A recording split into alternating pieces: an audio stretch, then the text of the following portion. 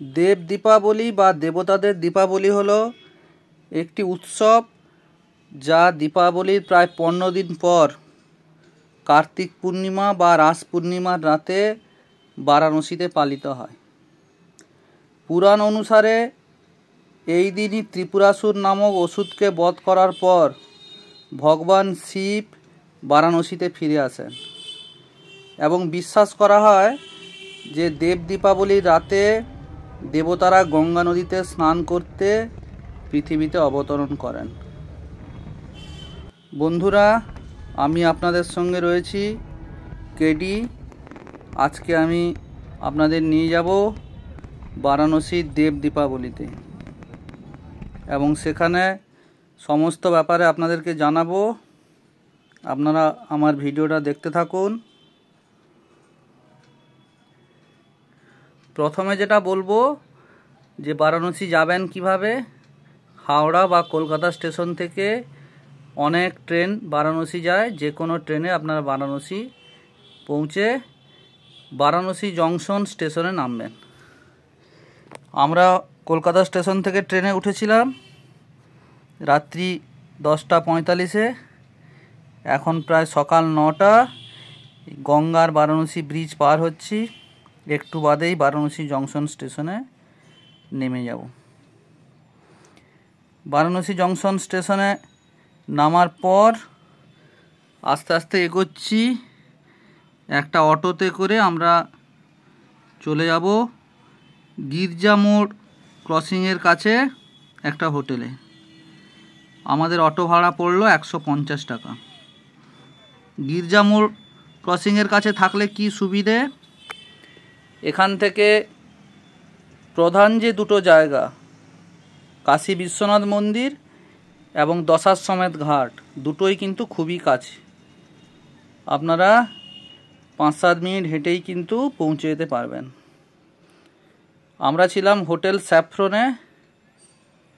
এটাই হচ্ছে hotel saffron, গির্জাঘর ক্রসিংয়ের একদম পাশে। এবং এখানে থাকার সুবিধা হচ্ছে এই পর্যন্ত সমস্ত অটো বা 4 চাকার গাড়ি কিন্তু আসে। এই যে সাদা গির্জা, এই জায়গাটার নাম হলো গির্জাঘর ক্রসিং। এই দিকের যে রাস্তাটা দেখছেন এটা দিয়ে হেঁটে মন্দিরের 4 নম্বর গেটে খুব সহজেই পৌঁছে যাওয়া যায়। আমরা হোটেলে স্নান টান করার পর মন্দিরের 4 নম্বর গেটে চলে এসেছি। এই গেট দিয়ে ভেতরে ঢুকে যাব। এখানে আমাদের মোবাইল জমা রাখতে হলো, তাই এর পরের কোনো ভিডিও বা ছবি দেখাতে পারবো না। আমরা দুটো মন্দিরেই পুজো দিয়ে দিয়েছি, কাশী বিশ্বনাথ মন্দির এবং অন্নপূর্ণা মন্দির। তারপর মোবাইল নিয়ে আবার গঙ্গার পাড়ে চলে এসেছি। পুজো দেওয়ার পরে আস্তে আস্তে আবার দশাশ্বমেধ ঘাটের দিকে যাচ্ছি। আজকে বিকেলবেলা নৌকায় বিভিন্ন ঘাটগুলো ঘুরে দেখব। আমরা এখানে 2-3 দিন থাকব। দেব দীপাবলির শেষে এখান থেকে যাব আমরা। দশাশ্বমেধ ঘাটের দিকে যেতে প্রচুর বেনারসি শাড়ির দোকান এখানে আছে, আপনারা চাইলে কিনতে পারবেন। আমরা ঘাটে পৌঁছে গেছি। নর্মালি বিকেলে নৌকায় উঠতে গেলে জনপ্রতি ভাড়া পড়ে 200 টাকা, তবে একটু দরদাম করে নিতে হবে। এরা কিন্তু 400-500 ইত্যাদি দাম অনেক সময় বলে থাকে। নৌকায় ওঠার পর বিভিন্ন ঘাটগুলো ঘুরে দেখছি। এখানে গঙ্গায় প্রায় 80টারও বেশি ঘাট আছে। সেইগুলো ঘুরে দেখতে 1 থেকে 1.5 ঘন্টা সময় লাগবে। বিভিন্ন ঘাট বিভিন্ন জনের নামে নামকরণ করা হয়েছে। ওসি ঘাট, নমঘাট, দশাশ্বমেধ ঘাট, মণিকর্ণিকা ঘাট, রানী অহল্যাবাই ঘাট ইত্যাদি অনেক ঘাট এখানে আছে।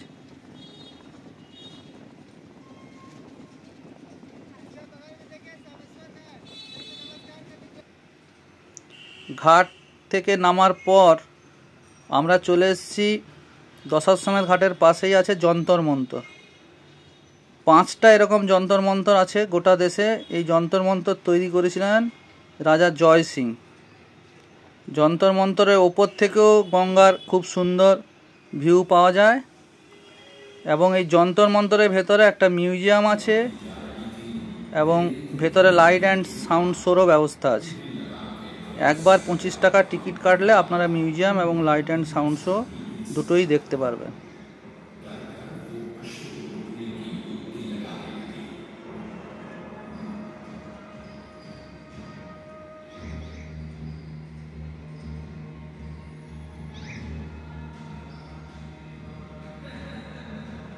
তবে মিউজিয়ামের মধ্যে কিন্তু ক্যামেরা অ্যালাউ করে না, তাই মিউজিয়ামের ভেতরে কোনো ছবি আমি আপনাদের দেখাতে পারলাম না।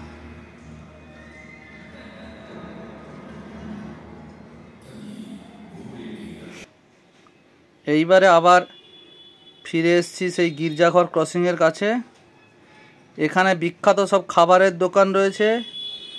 খুব বিখ্যাত চাটের দোকান আছে, কাশী চাট ভান্ডার। এই চাট ভান্ডার থেকে আপনারা কিন্তু বিভিন্ন ধরনের চাটের স্বাদ নিতে পারবেন। বারাণসী কিন্তু বিভিন্ন খাবারের জন্য বিখ্যাত।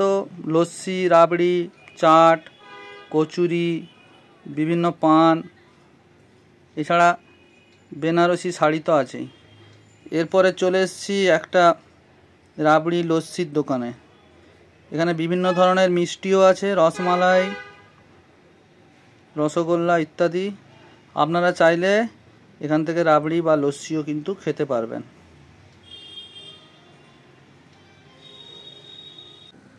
এবারে দ্বিতীয় দিন সকালে বেরিয়ে পড়েছি। আজকে আমরা মূলত দেখব বারাণসীর কাছাকাছি যে লোকাল জায়গাগুলো আছে, বিভিন্ন মন্দির, এবং চেষ্টা করব রামনগর ফোর্ট ঘুরে দেখতে। সমস্ত মন্দিরে কিন্তু ক্যামেরা অ্যালাউ নেই, তাই সব জায়গার ভিডিও দেখাতে পারবো না। যেখানে ক্যামেরা নিয়ে যেতে দেবে সেই ভিডিওগুলো দেখাতে পারবো। প্রথমেই চলে এসেছি বারাণসীর ইস্কন মন্দিরে। মন্দিরের বাইরেটা দেখছেন, ভেতরে ক্যামেরা নিয়ে ঢুকতে দেয় না। এরপরে এই যে মন্দিরটা দেখছেন, এটা হলো মণি মন্দির। এটা খুব বিখ্যাত একটা মন্দির। এই মন্দিরের ভেতরে 151টা শিবলিঙ্গ আছে। মন্দিরের মূল উপাস্য দেবতা কিন্তু প্রভু শ্রীরাম। এছাড়া কিন্তু এখানে মহাদেব, হনুমান থেকে শুরু করে বিভিন্ন দেবদেবীর মূর্তি এখানে আছে। খুব ভালো লাগবে মন্দিরটা ঘুরে দেখতে।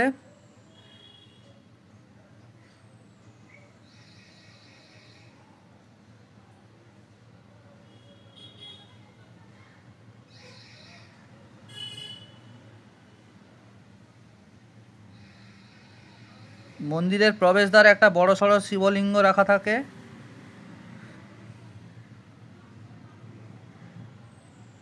এরপরে চলে এসেছি দুর্গা মন্দির। খুব বিখ্যাত একটা মন্দির, কিন্তু এই দুর্গা মন্দিরের ভেতরেও ক্যামেরা নিয়ে ঢুকতে দেয় না। দুর্গা মন্দিরের পর চলে এসেছি তুলসী মানস মন্দিরে। এই মন্দিরের প্রধান উপাস্য দেবতা প্রভু শ্রীরাম। কেন এই মন্দিরটার এমন নামকরণ? এখানটায় মনে করা হয় এখানটায় তুলসীদাস এখানে বসেই রচনা করেছিলেন রামায়ণ। হিন্দিতে তিনি রামায়ণ রচনা করেছিলেন এই জায়গাটায় বসে, এবং এই মন্দিরের সমস্ত দেওয়ালে পুরো রামায়ণ কিন্তু লেখা আছে। এরপরে চলে এসেছি ত্রিদেব মন্দির। 3টি প্রধান হিন্দু ধর্মের দেবতা ব্রহ্মা, বিষ্ণু, মহেশ্বর, 3 দেবতার মূর্তি এখানে আছে, এই জন্য এর নাম ত্রিদেব মন্দির। এরপরে আমরা চলে যাব সংকটমোচন হনুমান মন্দির এবং কাল ভৈরব মন্দিরে। কিন্তু এই দুটো মন্দিরে কোনোভাবে অনেক আগে থেকেই মোবাইল জমা রেখে দেয়, ফলে এই দুটো মন্দিরের কোনো ছবি বা ভিডিও আপনাদের দেখাতে পারলাম না। এরপরে চলে এসেছি বেনারস হিন্দু ইউনিভার্সিটিতে। মধ্যে যে মন্দির আছে শ্রী বিশ্বনাথ মন্দির, সেখানে এখানে বাইরে ওরা জুতো রাখতে বলবে, কিন্তু আপনারা চাইলে এর পরের গেটেও জুতো নিয়ে ঢুকতে পারবেন এবং যে কোনো জায়গায় নিজেরা খুলে রেখেই মন্দির দর্শন করতে পারবেন। এখানে জুতো রাখার জায়গা আছে, কিন্তু না রাখলেও চলবে। এখান দিয়ে এবারে ভেতরে ঢুকে যাব। ভেতরে ঢুকে এসেছি। এটা পণ্ডিত মদন মোহন মালব্য এই মন্দিরটা তৈরি করেছিলেন। এটা কাশী বেনারস হিন্দু ইউনিভার্সিটির মধ্যে এই মন্দিরটা।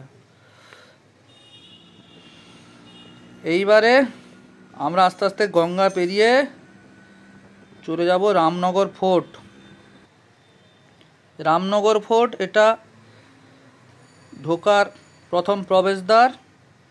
1750 সালে এটি তৈরি করেছিলেন কাশীর রাজা বলবন্ত সিং। ফোর্টের প্রথম গেটের মধ্য দিয়ে ঢুকে এসেছি। এখানটায় টিকিট কেটে নিতে হবে। বিশাল বড় একটা মিউজিয়াম আছে। টিকিটের মূল্য বড়দের জন্য 80 টাকা এবং 5 থেকে 12 বছরে বাচ্চাদের জন্য 20 টাকা। আর একটা জিনিস এখানে বারবার সমস্ত জায়গায় লেখা থাকছে, মিউজিয়ামের মধ্যে কেউ যদি মোবাইলের ছবি তোলে তাহলে সঙ্গে সঙ্গে 500 টাকা এরা ফাইন করে দেবে। এই যেখানে ভালোভাবেই লেখা আছে 500 টাকা ফাইন করে দেবে। তারপরের গেটটা দিয়ে আমরা ঢুকবো। এটা মেন গেট, এই যে দেখতে পাচ্ছেন। এরপরে এ পাশের গেট দিয়ে আমরা ভেতরে ঢুকে যাব। এই গেটটা দিয়ে আমরা প্রথমে ঢুকবো না, আমরা প্রথমে মিউজিয়ামে ঢুকবো। মিউজিয়াম দেখতে প্রায় 1 থেকে 1.5 ঘন্টা সময় লাগবে। তারপরে আমরা বাকিগুলো দেখব। এই মিউজিয়াম দেখা আমাদের হয়ে গেল। কোনো কিছুই দেখাতে পারলাম না, কারণ 500 টাকা ফাইন নেবে লেখা ছিল।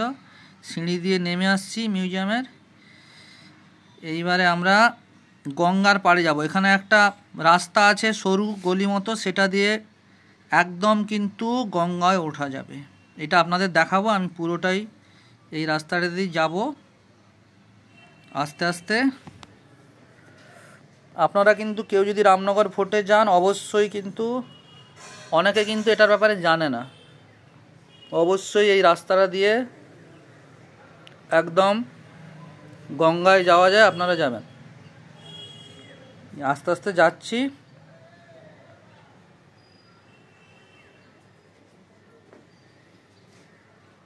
এটা দিয়ে গেলে একদম গঙ্গার পাড়ে পৌঁছাবো।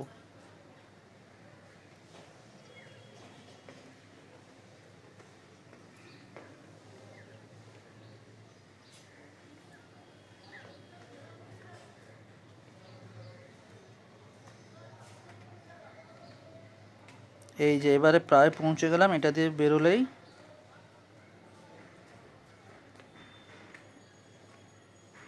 এই চলে এসেছি। এই যে দেখুন কত সুন্দর এখান থেকে নদীর ভিউটা দেখা যাচ্ছে,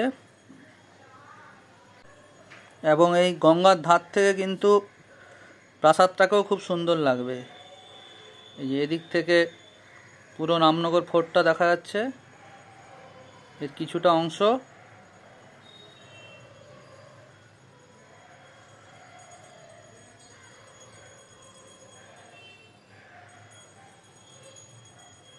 এখানেও আপনারা কিছুটা সময় কাটাতে পারবেন। এবার আবার পুনরায় ফিরে আসছি এই দিক দিয়ে। এই যে এবারে বেরিয়ে যাব। আমরা কিন্তু 2 নম্বর গেটের ভেতরে ঢুকেই কিন্তু গঙ্গার পাড়ে যাওয়া যায়। প্রথম গেটে ঢুকলে কিন্তু যেতে হবে। এই যে দূরে গেট দেখা যাচ্ছে, এটা দিয়ে বেরিয়ে গেলে প্রথম গেটে পৌঁছাবেন। এর অনেকগুলো স্তর আছে এই ফোর্টটার, আপনারা গেলে ভালো করে। এই যে এই গেটটা দিয়ে আপনাদের বেরিয়ে যেতে হবে, দিয়ে আবার মেন গেট দিয়ে বেরোতে পারবেন। এই যে সিঁড়ি দিয়ে অনেকে উঠছে নামছে। এটা দেখা হয়ে গেল আমাদের। দ্বিতীয় দিনের আমাদের দেখা শেষ হয়ে গেছে। এবার তৃতীয় দিন সকালে বেরিয়ে পড়েছি। আজকে গন্তব্য হচ্ছে ভগবান বুদ্ধের স্মৃতি বিজড়িত জায়গা সারনাথ। সারনাথে প্রথমে যে মন্দিরটায় যাব, এটাই হচ্ছে মেন মন্দির, সারনাথ মন্দির। এটার মধ্যে ঢুকবো। এই মন্দিরে কিন্তু ভগবান বুদ্ধের দাঁত কিন্তু সংরক্ষিতভাবে রাখা আছে, এবং বছরে মাত্র 2 বার এই দাঁতটাকে দেখানো হয়। খুব সুন্দর ভগবান বুদ্ধের মূর্তি।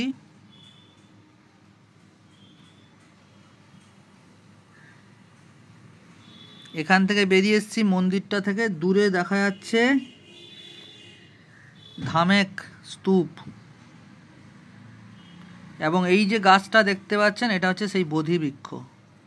বোধিবৃক্ষের একটা অংশ এখানে নিয়ে এসে সেটাকে আবার লাগানো হয়েছে, এবং এটাই সেই জায়গা যেখানে ভগবান বুদ্ধদেব প্রথম তার 5 জন শিষ্যের সঙ্গে মিলিত হয়েছিলেন এবং তাদের উপদেশ দিয়েছিলেন।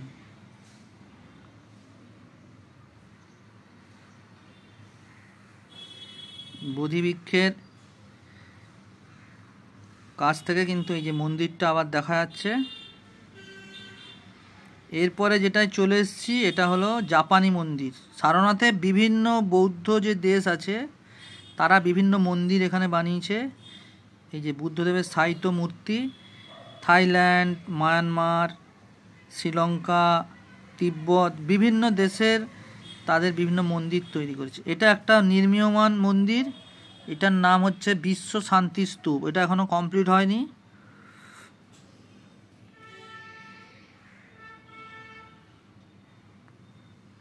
এইবারে চলে এসেছি চৌখণ্ডী স্তূপ। এটা আমরা দেখব। এই চৌখণ্ডী স্তূপ হলো সারনাথের একটা গুরুত্বপূর্ণ বৌদ্ধ স্মৃতিস্তম্ভ। এখানে ভগবান বুদ্ধদেব তার প্রথম 5 জন শিষ্যের সঙ্গে প্রথম এখানটায় দেখা করেছিলেন বা মিলিত হয়েছিলেন। এটা কাছ থেকে দেখলে আরও অনেক বড় লাগবে, এবং এই জায়গাটায় কিন্তু আপনাদের খুব ভালো লাগবে। বেশ কিছুক্ষণ সময় এখানে কাটাতে পারবেন।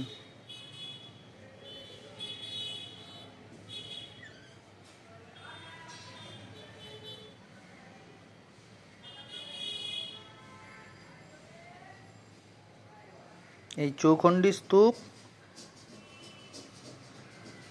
এটা দেখা হয়ে যাওয়ার পর চলে এসেছি সবচেয়ে গুরুত্বপূর্ণ, যেটা ধামেক স্তূপ। সম্রাট অশোক নির্মাণ করেছিলেন এই স্তূপটা। এর পাশেও একটা মন্দির আছে, এবং এখানে স্তূপটার আশেপাশে ছড়িয়ে ছিটিয়ে প্রচুর ধ্বংসাবশেষ আছে। এই ধ্বংসাবশেষগুলো সম্রাট অশোকের তৈরি, সেগুলো এখন বেশিরভাগ ধ্বংস হয়ে গেছে। এটার নাম হচ্ছে ধর্মরাজিকা স্তূপ। এটা পুরোটা ঘুরে দেখতে আপনাদের অনেক সময় লাগবে। এইগুলো সব দেখা হয়ে যাওয়ার পরে অবশ্যই এখানে যেটা অবশ্যই দেখবেন সেটা হচ্ছে সারনাথ মিউজিয়াম।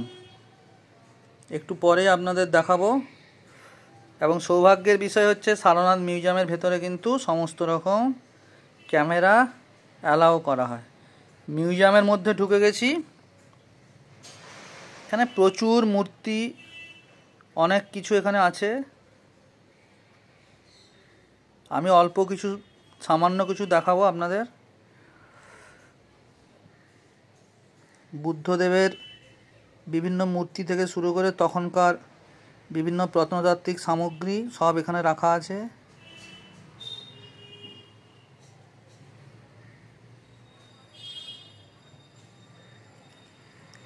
এবং সবচেয়ে ইম্পর্ট্যান্ট যে জিনিস এখানে আছে, এই যে দেখতে পাচ্ছেন অশোক স্তম্ভ এবং অশোক চক্র, একদম আসল সম্রাট অশোকের সময়ের যে অশোক স্তম্ভ, সেটা আমি আরও ভালো করে দেখাবো। বর্তমান ভারত সরকারের যে প্রতীক, সেই আসল অশোক স্তম্ভ, অশোক স্তম্ভের ছবি এখানে দেখতে পাচ্ছেন। সারনাথ মিউজিয়ামের মধ্যে এই অশোক স্তম্ভটি রাখা আছে। অশোক চক্র, এটা চারদিকে ঘুরিয়ে আপনাদের দেখাবো।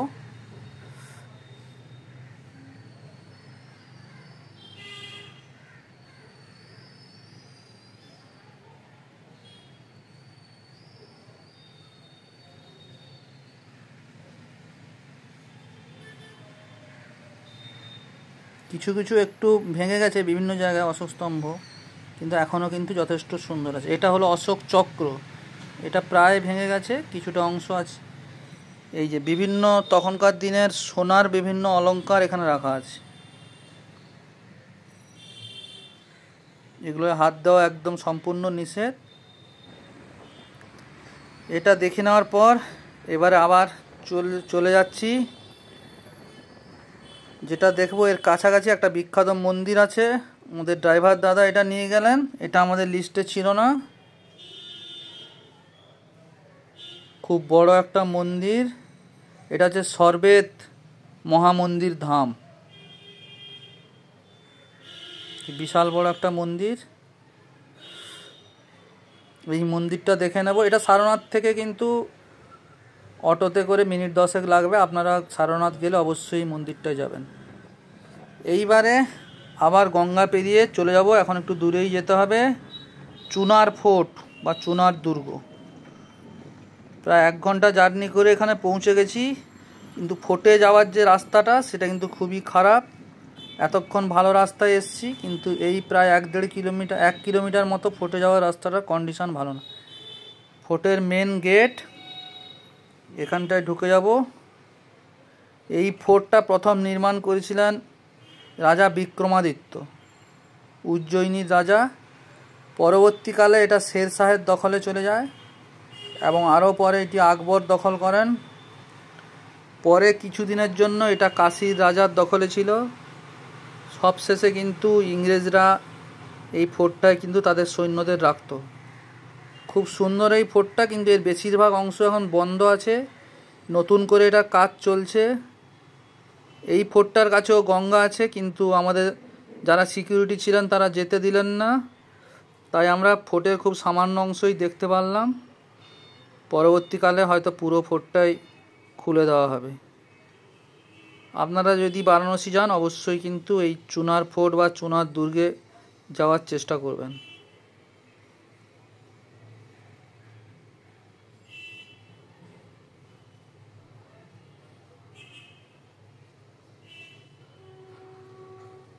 এখানে একটা মন্দিরও আছে দুর্গের মধ্যে ছোটোখাটো, এবং এগুলো যেটা দেখছেন এটা হচ্ছে জেলখানা।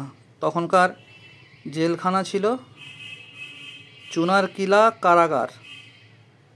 এখন এগুলো ভেতরে একদমই ঢুকতে দিচ্ছে না, বেশিরভাগ অংশই কিন্তু বন্ধ, এবং ওই দিকে গঙ্গার পাড়ে যাওয়া যায়, ওদিকেও কিন্তু যেতে দিচ্ছে না। চুনার ফোর্ট দেখা হয়ে যাওয়ার পর হোটেলে ফিরে বিশ্রাম নিয়ে বিকেলবেলা বেরিয়ে পড়েছি দশাশ্বমেধ ঘাটের দিকে। আজকে দেব দীপাবলির সন্ধেটা আমরা গঙ্গাবক্ষে নৌকা ভ্রমণের মাধ্যমে উপভোগ করব। আমাদের নৌকা আগে থেকে বুক করা আছে, আপনারাও চেষ্টা করবেন আগে থেকে নৌকা বুক করে রাখতে, কারণ আজকে নৌকার ভাড়া কিন্তু যথেষ্ট বেশি থাকে, প্রায় 2000 টাকা। সেটা অনেক সময় আরও বেড়ে 3-4 হাজার টাকায়ও পৌঁছে যায়।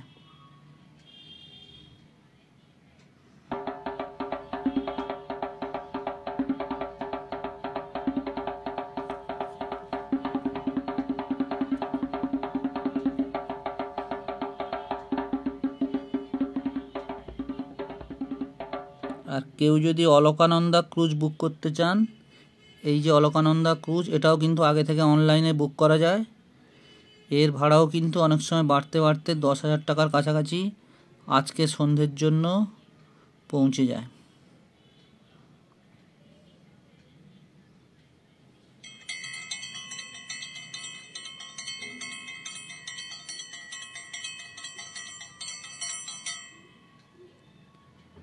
খুব সুন্দরভাবে গঙ্গার ঘাটগুলোকে আলো দিয়ে সাজানো হয়েছে।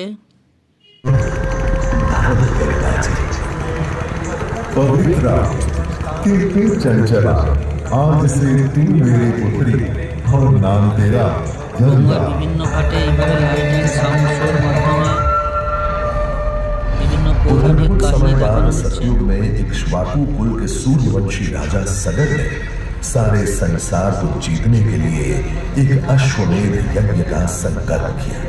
सुने सुने सुने सब सुने, यह चिन्ह पूजित धवल अश्व जहां भी जाएगा वो भूमि राजा सगर की मानी जाएगी। यदि किसी ने इस अश्व को रोका या पकड़ा तो उसे सगर के 60,001 पुत्रों और उनकी लक्षाधिक सेना का सामना करना पड़ेगा। सुने सुने सुने। सगर का अश्व अजय पराजय भटका जा रहा था। और स्वर्गलोक में बढ़ती जा रही थी देवेंद्र इंद्र की योजना। डर कर ब्राह्मण ने भूमि नापनी शुरू की तो जैसे भूचाल ही आ गया।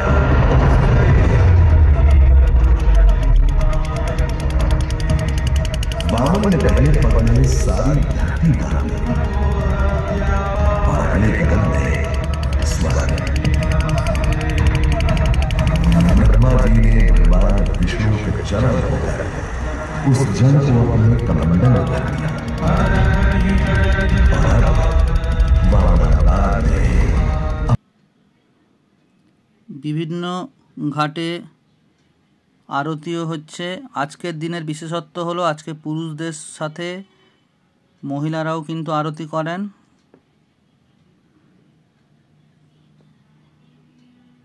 অপূর্ব দৃশ্য।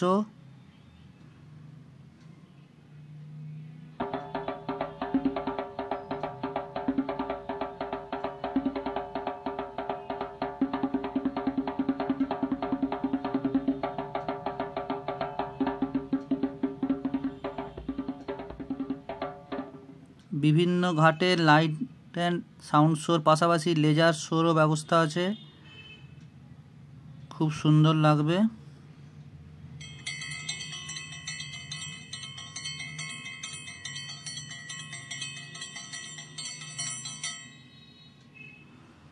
এইটা হলো সেই বিখ্যাত নমঘাট।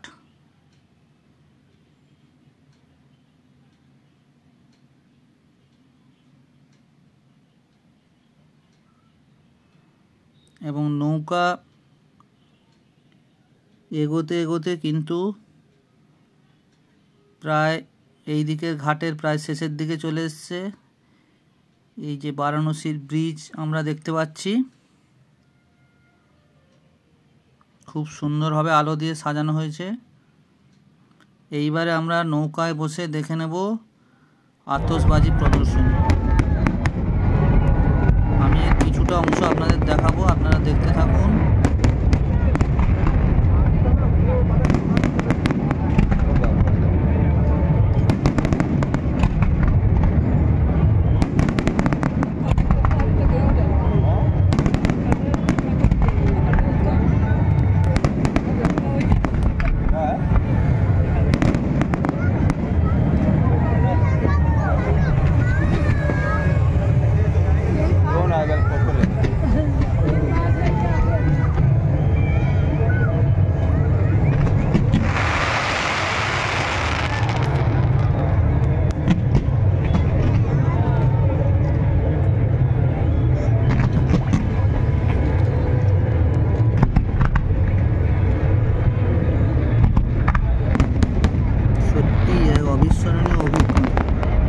আজকের সন্ধ্যাটা সত্যিই ভোলার নয়।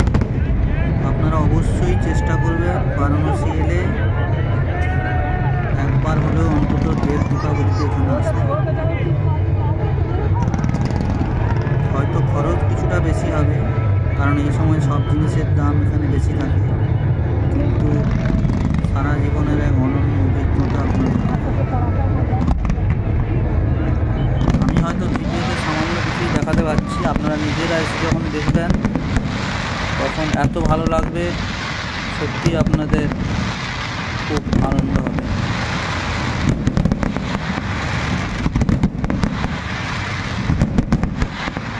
দারুণ, দুর্দান্ত।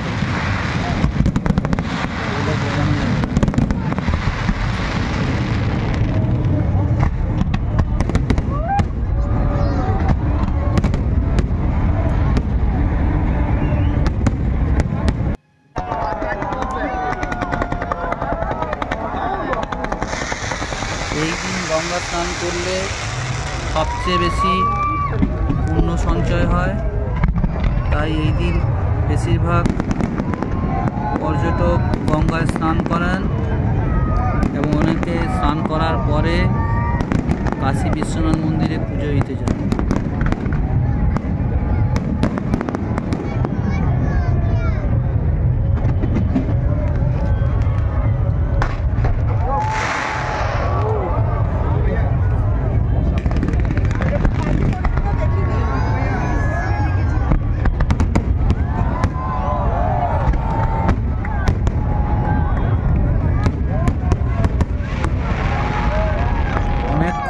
আতশবাজি প্রদর্শনী চলবে, আপনাদের কিছুটা অংশ আমি দেখাবো। অযথা ভিডিও খুব বেশি বড় করব না, যতই দেখি ততই ভালো লাগে। পূর্ণিমার চাঁদ দেখা যাচ্ছে আকাশে। পূর্ণিমার চাঁদ আরও দৃশ্যগুলোকে সুন্দর করে তুলেছে।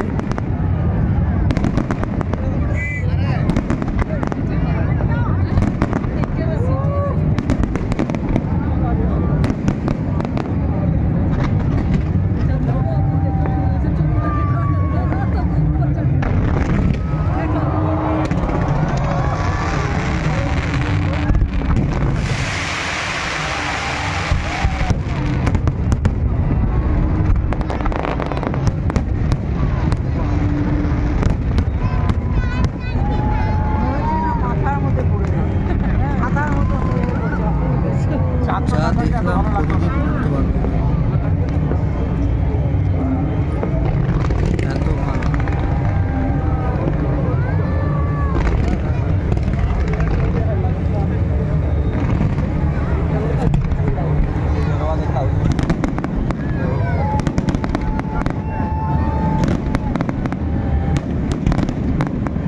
এইবারে আমরা ফিরে যাব আবার দশাশ্বমেধ ঘাটের দিকে। ঘাটে এই যে আলোগুলো, এগুলো কিন্তু প্রদীপের আলো। কয়েক লক্ষ প্রদীপ বিভিন্ন ঘাটে জ্বালানো হয়। খুব সুন্দরভাবে এখানে প্রদীপ প্রজ্বলিত করা হয়েছে।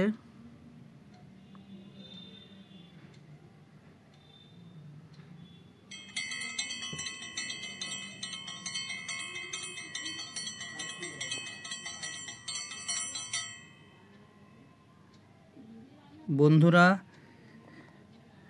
এবারে ভিডিও আস্তে আস্তে শেষ করব। ভিডিও আপনাদের কেমন লাগলো কমেন্টে জানাবেন।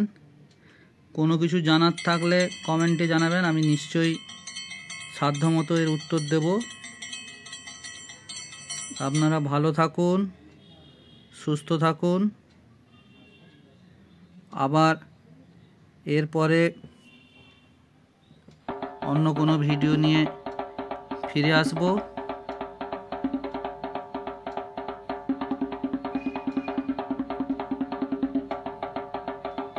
ধীরে ধীরে ফিরে যাচ্ছি, এবারে নৌকা থেকে নেমে যাব।